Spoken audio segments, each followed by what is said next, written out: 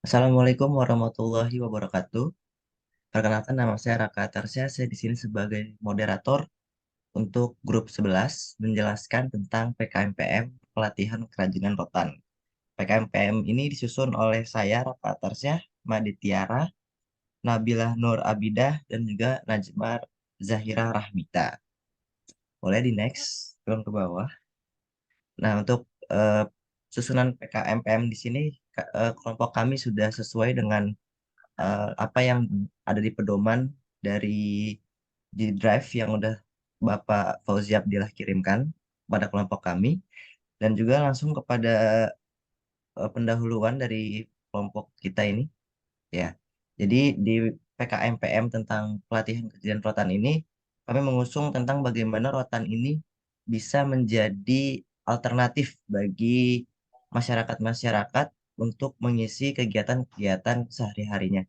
Nah, di mana rotan ini juga nantinya diharapkan dapat membantu meningkatkan kesenian tradisional di Indonesia dan juga rotan-rotan ini tetap eksis sampai ke masa depan terkait dengan bagaimana sekarang tuh lebih banyak kerajinan-kerajinan dari bahan yang sifatnya plastik dan tidak tidak ramah lingkungan.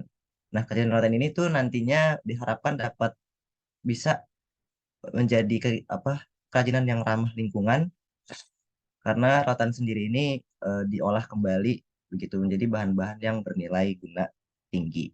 Nah, untuk bab selanjutnya itu bab 2 akan dijelaskan oleh rekan saya yaitu Nabila dan juga Made Tiara.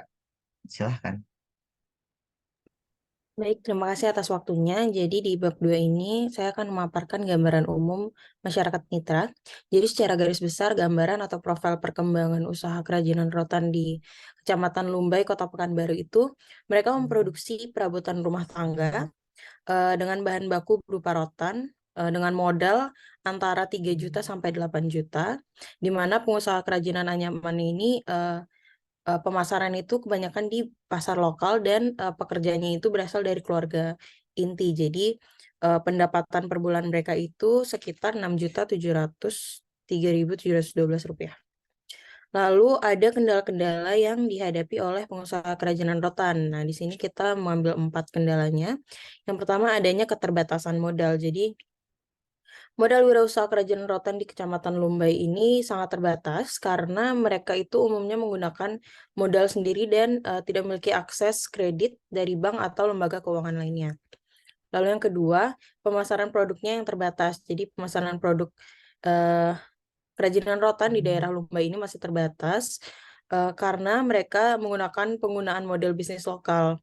Hal itu disebabkan oleh mereka hanya mengandalkan modal sendiri, ketersediaan modal yang terbatas ini cenderungnya juga tidak mengeluarkan biaya untuk melakukan kegiatan pemasaran seperti ekspor impor.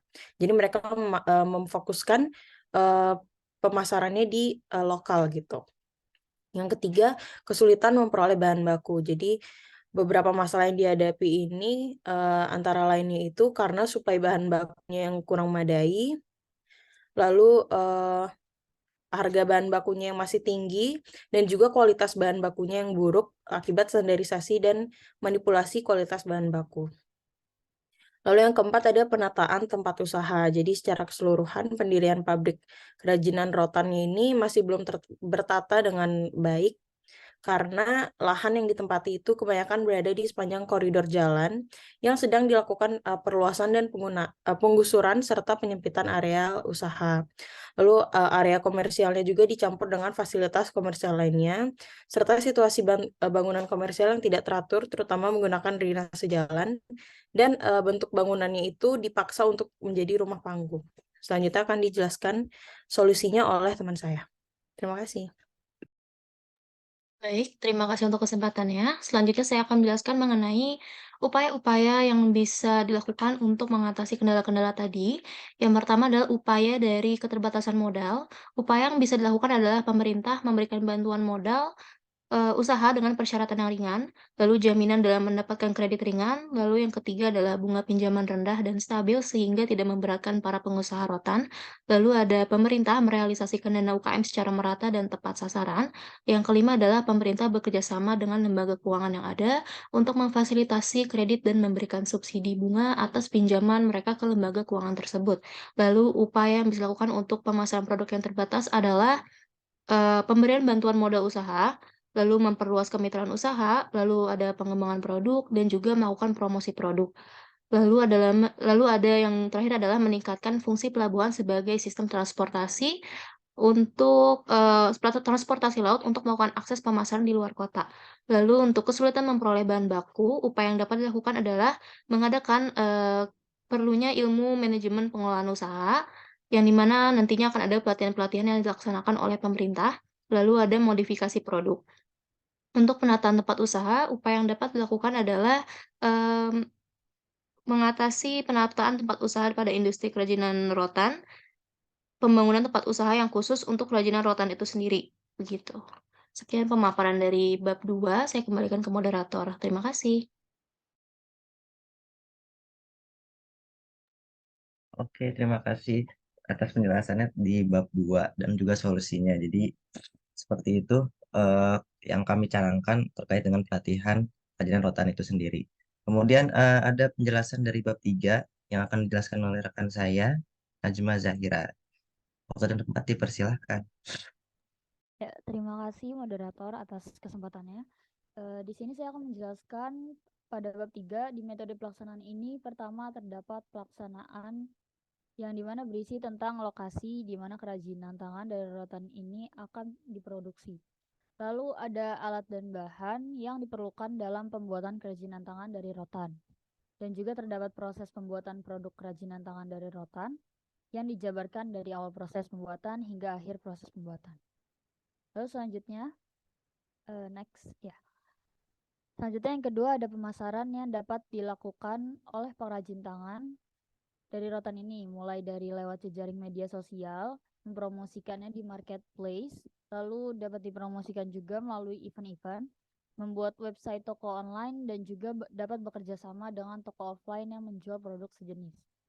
Lalu yang ketiga yaitu ada tahapan evaluasi. Pada proses tahapan evaluasi ini dilakukan untuk memastikan bahwa produk yang dihasilkannya nanti memenuhi standar kualitas yang diinginkan. Produk yang dihasilkan juga harus selalu tetap dipantau untuk memastikan bahwa ukuran setiap produknya konsisten dan tidak terdapat cacat atau kecacatan pada produk akhir. Sekian pemaparan dari bab 3, akan saya kembalikan kepada moderator. Terima kasih. Terima kasih sudah menjelaskan terkait dengan bab 3 itu sendiri. Nah, selanjutnya adalah bab 4 terkait dengan bagaimana eh, waktu dan juga jadwal kegiatan dan juga biaya-biaya terkait dengan pemberdayaan yang akan kelompok kami lakukan ini di PKMPM ini. Nah, untuk hal ini akan dijelaskan oleh rekan saya, Nabila. Silahkan, Nabila. Baik, terima kasih moderator untuk kesempatannya.